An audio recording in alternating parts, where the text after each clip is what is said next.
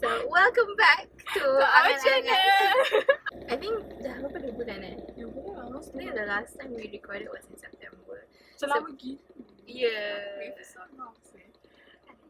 No, because I think life got in the way. Lepas tu PKP juga, and then macam I takut nak ada rumah Ika. We just, macam takut nak ada roadblock ke apa kan. So we decided to like stop for a while. Also because I think we both can relate that kita orang macam start baca buku sebab kita orang nak buat video instead of like leisurely reading. So kita orang macam baca sebab nak buat video, baca sebab nak buat video. So it's kind of stressing juga. Yeah, Because you nak baca untuk you faham, bukan nak baca untuk you terangkan kat orang lain. Yeah, so jadi macam tak fun, dia tak best.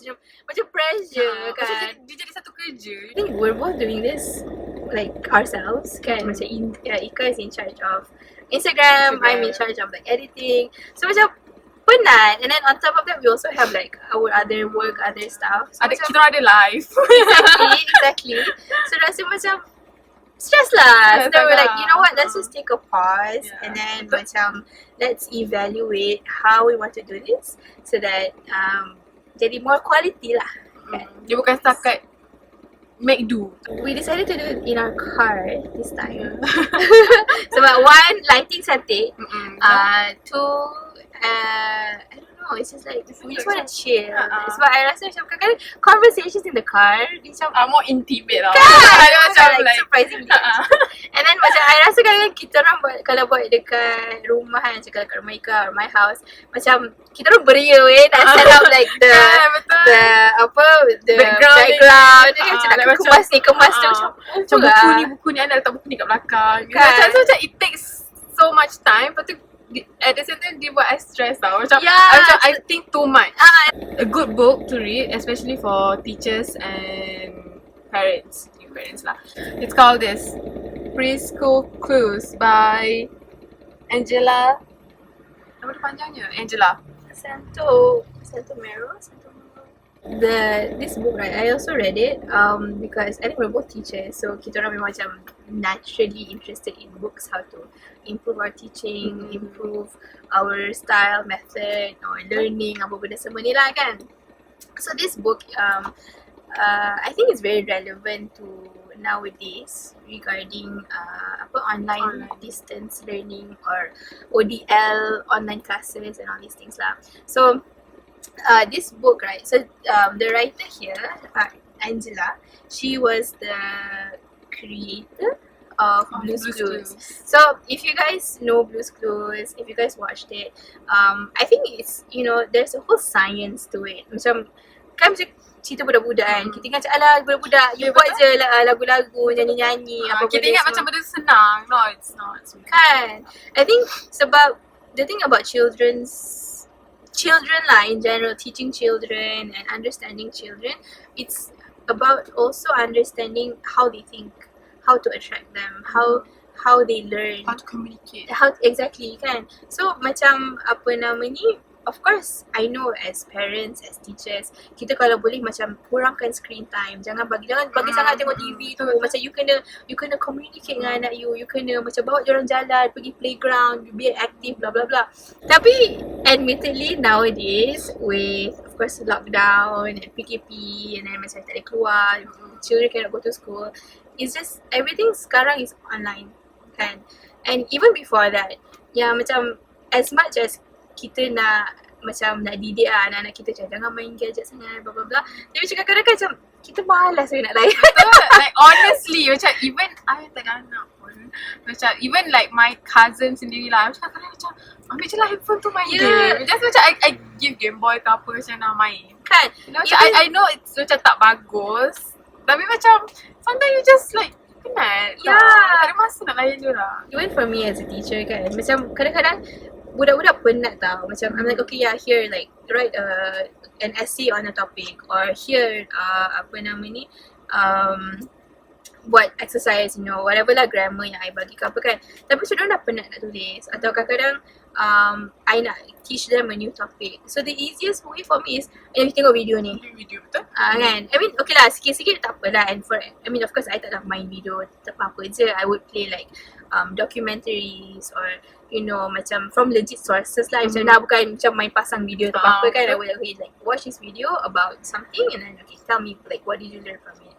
The thing about this whole you know debate about online learning is that one, resources lah kan. Macam not all parents cukup device, you know, and then online classes ni pula macam of course kena internet.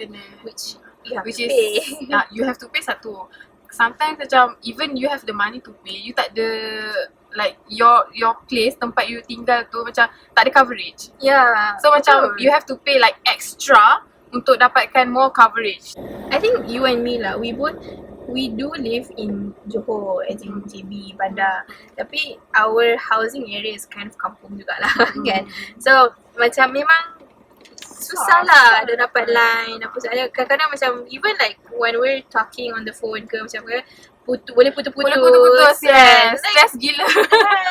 And then you know, but then that's the thing lah, macam I said online learning ni is apa, privilege. Yes, privilege, because it's only accessible for those who have device, who have internet. Tahu. So kalau orang yang tak mampu nak beli device, tak mampu nak bagi anak dia all this macam benda tu lah, macam device, internet semua tu, then how? The thing about this book right, Preschool Clues, so basically like we said lah, macam kita ingat budak-budak, cerita-cerita budak-budak ni macam ala dia nyanyi je, it's just cartoons. Like, I mean there's a whole science lah to like teaching through a screen, teaching kids through a screen. Sebab as we know lah, like we mentioned just now, memang lah there banyak, I rasa banyak cons to online learning. Sebab of course it's not as effective, it's not as personal, it's not as fun even. So you tak dapat macam jumpa betul-betul kan. But as someone who teaches online and also learn online, there are definitely a few ways lah that you can do so that you know your online classes becomes more fun and interactive. So macam apa nama ni, I think it's just the future, it's just the times lah, it's just the future yang kita tak boleh lari daripada screen, kita tak boleh lari daripada sekarang ni. Sekarang ni like everything hujung jari kan orang kata. So hujung jari meaning macam kat handphone you, kat internet exactly. you kan semua. So I mean nowadays right, even macam with children kan, dia tahu macam it's phone tu macam-macam ada kan, betul. So like you cannot run away from it, but there are definitely ways, approaches that you can do so that you benefit from it lah kan. So I'm not gonna give you like the whole like the everything lah in the book right, but there are a few points that I have practiced in my class yang I macam like it works. You know. So one thing that I do even off my offline classes, for example, is like the pause kan. So the thing is, the thing with pauses, macam especially not even children but like as a teacher, if you're a teacher, you're teaching online, you have to pause a lot. Sebab kadang-kadang okay, one internet lah, kadang-kadang macam the call macam freeze kan. But another thing is it gives the student time to think. You know, I stress out I do online classes, but then you know when I practice after reading this book and then you know practicing the things that she mentioned, I macam like I jadi lega sikit lah. I jadi macam like it works, you know. So one is the pause. So for example, when you ask a question, macam how are you today? And then you pause for a bit and then macam okay, like, that's good, you know. Atau dalam macam apa macam you will put pressure. Macam you dah tahu kan, teaching online ni dia macam you kena banyak gila energy tau. Like you kena macam give that kind of thing. So it becomes very stressful. So then if you just take pauses, take your time to hi, like how are you today? Like have you had lunch? And you like after each question you pause. Berhenti sekejap. Sebab during that time baru the kids dia akan macam apa soalan dia baru sampai kat otak dia, apa soalan dia tanya. Lepas tu okay, dia kena like acknowledge apa perasaan dia macam am I doing good or what I'm feeling right now. Lepas tu baru dia macam okay, baru dia boleh reply kat you. Sebab kids, they takes macam more time. Because bayangkanlah macam like episod sebelum ni kan, macam video sebelum ni kan, kita orang pernah cakap macam kids, dia orang budak lagi, so dia don't know how, dia tak faham apa perasaan yang dia rasa, dia tak tahu macam mana nak cakap apa yang dia rasa. So when you pause after asking a question, dia macam you give them time untuk fikir, untuk hadam apa yang dia rasa, macam betul-betul okay, and then bina ayat like how to deliver apa yang dia feels kan. So that's the importance of pause tau. I mean, apatah lagi online kan, there's no personal touch. You tak betul. jumpa diorang, you tak nampak like their apa faces, especially in the screen kan. I mean, if you see like the Zoom classes kan, you nampak macam you just see like screens, you just see faces. Apatah lagi kadang-kadang orang off camera, you know, macam you tak nampak pun. Satu off camera, lepas satu lagi macam even tunjuk muka pun you don't know like body language dia apa yang dia tengah. So I feel like when you pause, when you take the time to actually macam give room for them to think, for them to digest, you rasa macam oh okay. And as for me, even as a teacher, I rasa macam oh like okay, good, you know, you tak pressure macam okay, I nak kena buat ni nak ikut lesson plan apa semua kan. Dia macam relax je. Macam relax. Macam pause ni pun bukannya setakat boleh guna dalam classroom. You can use it to your like kids kat rumah kan. Contoh kalau you tanya the simplest thing lah, macam how is school today contoh. You jangan, biasa parents selalu macam, I tak tahu lah macam kebanyakan keliling I banyak parents yang jenis macam mana sekolah hari ni, okay? Tak okay? Happy? Macam you don't give them the keywords tau. Macam bagi dia rasa sendiri macam apa tadi dia fikir. Is it happy? Is it sad? Is it macam apa jadi tadi yang dia faham lah. Bila you put words on them, dia akan macam oh maybe tadi happy. Dia tak boleh nak maybe happy, tapi ada juga masa dia rasa stress, ada juga dia sedih, ada juga dia marah, you know. That's why macam I baca lah, like ada satu tu I come across this IUM confession. Tak silap I macam anak dia umur 12 tahun ada depression something. One of the thing for kids to have depression apa semua, because parents macam push them tau. Macam sometimes macam dia orang tak rasa macam ni, tapi bila adults tiba-tiba macam oh how are you doing today? Are you doing okay? Macam you are giving words yang macam you supposed to be okay. You know, macam padahal macam dia orang tak rasa benda tu. So macam bila you apply these pauses, you give them time to think, to macam apa panggil tu? Digest apa yang dia rasa, and then bagi tahu balik kat you. That's how communication works. Bukan macam you put words on their mouth. Tak, tapi macam okay, to add to that kan. So I went to this one training lah. So dia kata memang actually it's good to give them keywords, especially macam kadang-kadang kalau diorang tak tahu, especially for shy and introvert students. Sebab macam how do you feel today? Kan, okay, you pause. And then macam dia tak jawab kan, sebab dia malu atau dia tak nak jawab atau dia introvert, whatever lah kan. So do you feel happy? Betul. And macam okay, dia tak jawab juga. Do you feel sad? You know, macam you give them time. options, give them time first, lepas tu baru kalau dia tak jawab. And then you kena prompt questions lah. Tapi your questions has to be like yes or no. You tak boleh macam how do you feel? Okay, why aren't you telling me? Why are you you stress tau. Macam sabarlah, aku tak boleh nak jawab ya. And then do you feel happy? Macam okay, do you feel sad?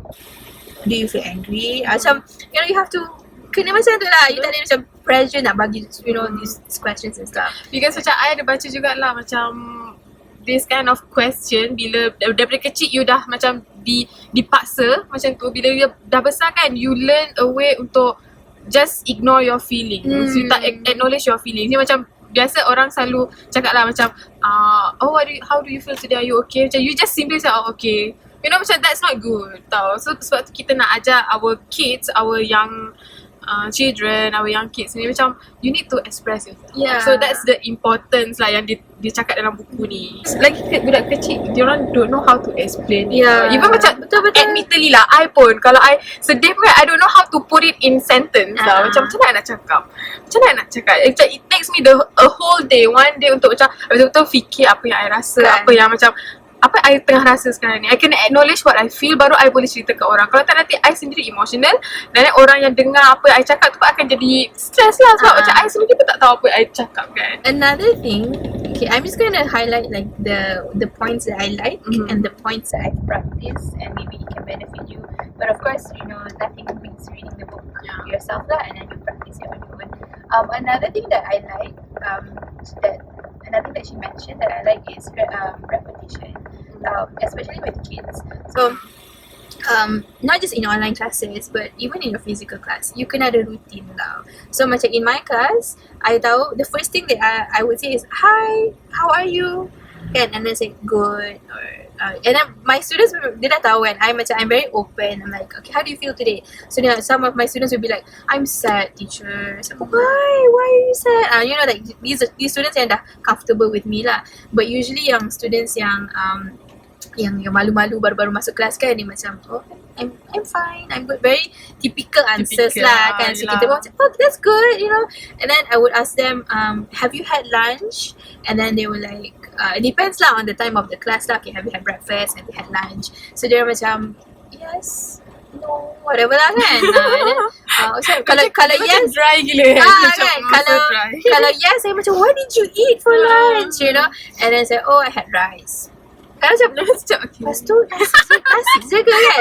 And I'm like, alright, did you have chicken? Did you have fish? Macam-macam lah aku tanya dia kan. Dia pun macam, cikgu ni sibuk je tanya aku dah makan apa kan. Tapi that's what I do every time in class tau. How are you and what did you eat that day tau.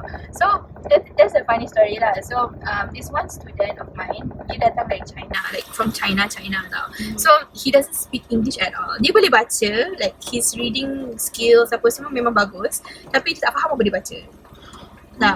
Okay. So his comprehension, his grammar memang teruk lah. So I macam, okay, I'm gonna build a routine with him. The first thing I'm going to ask, like, how are you? What did you eat today? Lepas tu, every day tau, I buat hari-hari. Dia datang kelas pula hari-hari. Lepas tu, hari-hari yang I cakap dengan dia, hari-hari I tanya soalan dia ni, satu hari tu kan, teacher, today I'm good, I had rice. I tak tanya pun lagi lah. Dia macam, today I'm good, I had rice. I'm like, okay, good to know. Dia dah ingat dah, you know. So I'm like, oh, it works. Like repetition works. Jadi dia dah tahu. Okay, the first thing I'm going to ask is, how do you feel? And then we're going to talk about how you feel that day. And then the second question is, what did you eat? And then we're going to talk about food. So macam these two questions dah like 5-10 minutes of the class. And diorang dah macam, for me, like that's a warm up activity. Dia macam, kau tak today I'm good, I had rice. I'm like, aku tak tanya pun lagi kan. Mana tahu I nak tukar soalan hari tu kan. Dia macam, let's move on to the lesson, teacher. I want to learn. After class pula, okay, so I have like pencils, erasers, rulers, apa semua. Kan, I mean with kids lah, kadang-kadang diorang letak dalam pencil box, diorang tak perasan. Kan dah pinjam-pinjam I punya, lepas tu dia simpan tau. I perasan I punya ruler banyak hilang. Pencil tu kan macam, macam diorang makan ke apa, asyik hilang tau. So I macam, okay, after class pula macam, okay, time's up, return my pencils, erasers, whatever that you have borrowed.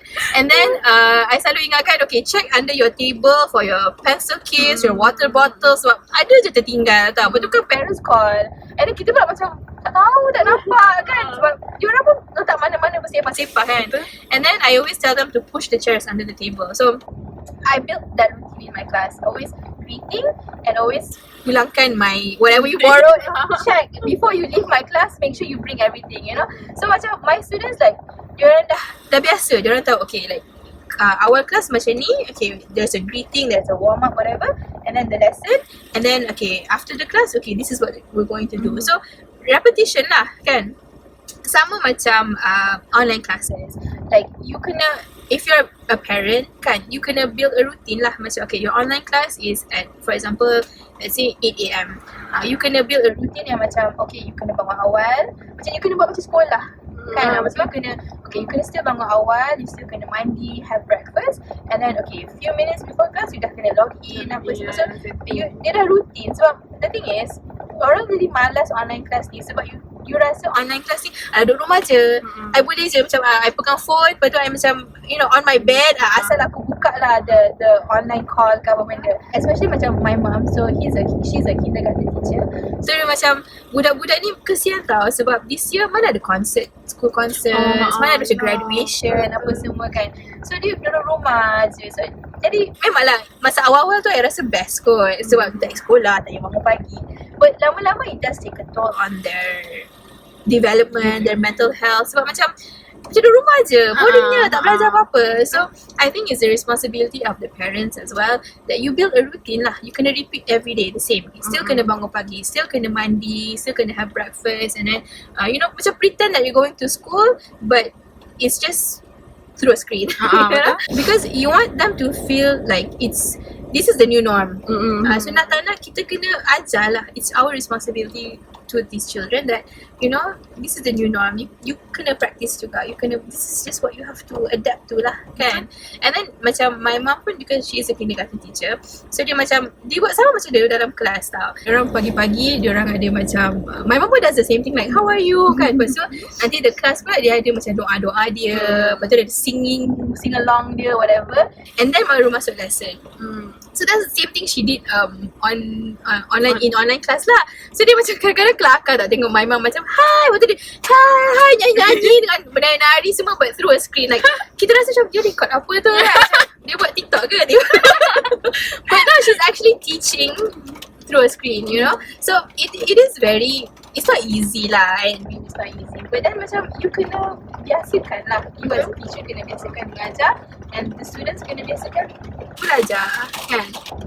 But yeah, speaking of that juga, is also singing.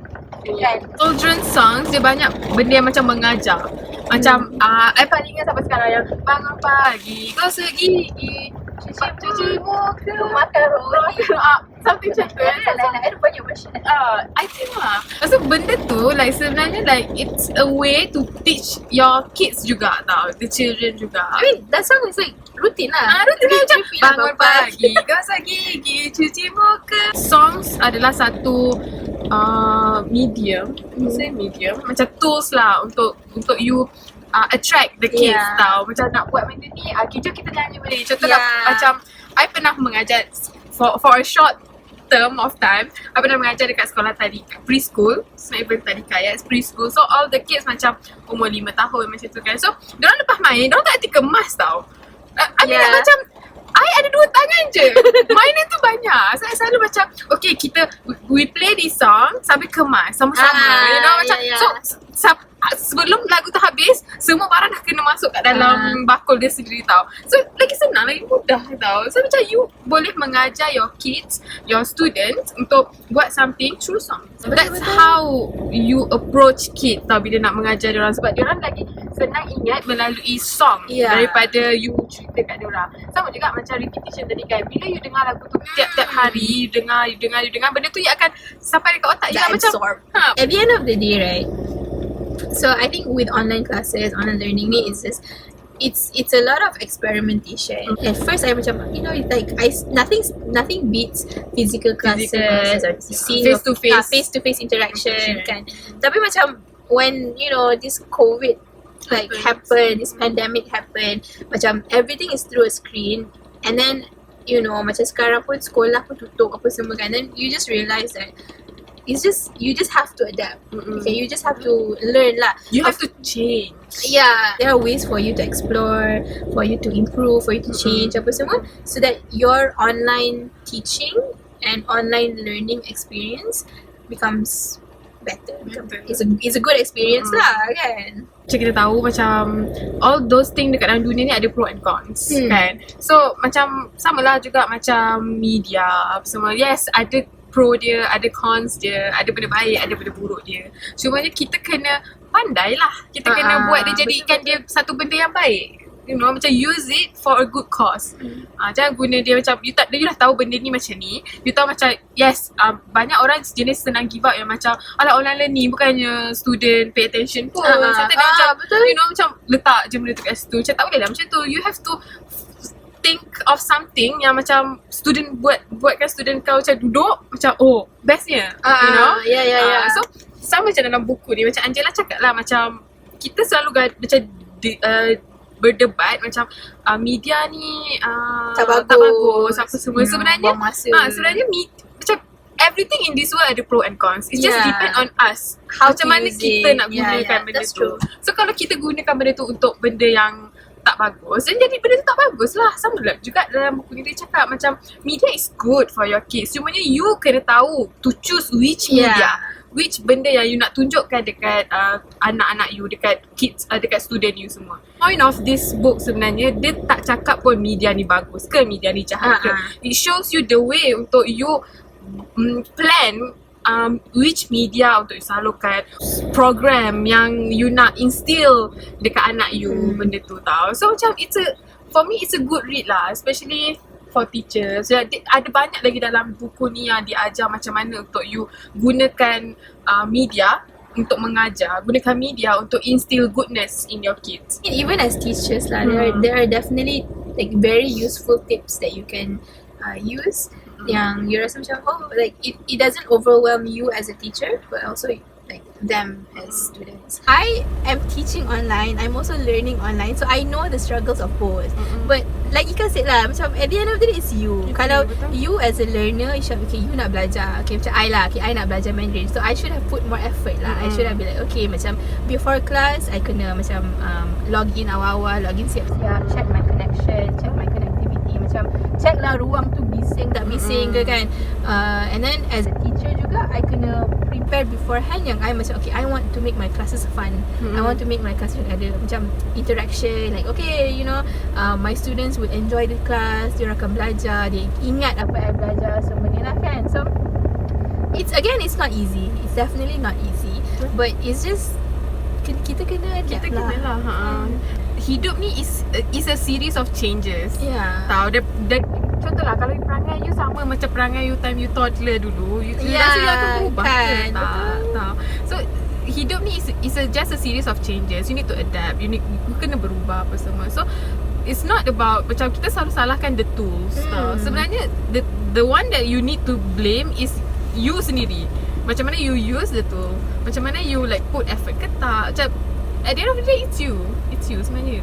So macam you can use this untuk interact with, macam you boleh people lah ya kan? Betul. Lepas tu macam how you choose your media pun you boleh belajar dari ni. Kita rasa macam diri kita ni macam tak cukup. Contoh macam I rasa macam I don't know how to express myself, or maybe I need to like cari video ke yang berkenaan macam how to express yourself. Macam ada banyak dekat online sekarang ni you boleh cari. Just macam depend kat you lah, apa yang you nak. Macam buku ni dia tak ajar kita suruh pilih yang mana tau. Dia ajar kita you kena cari apa yang you nak, untuk senang you cari dekat dalam medium tu. Tu je. Buku ni I suka satu lagi sebab dia macam ada setengah buku dia ajar kita macam you kena buat macam ni, you kena buat macam ni. Tak. Buku ni dia macam you fikir apa you nak, you buat sendiri. Macam kiranya you create your own module tau. Macam tu. Sebab one thing that I like about the book kan, dia tak totally macam dia explain lah. There are definitely pros and cons. Dia tak cakap macam dia tak cakap salah, media jahat. Media tak, dia macam ada pros and cons. There are definitely pros and cons, but it's up to you lah as a consumer. You nak macam mana. I guess that's all from us. So thank you so much for watching. See you in the next video. Don't forget to read.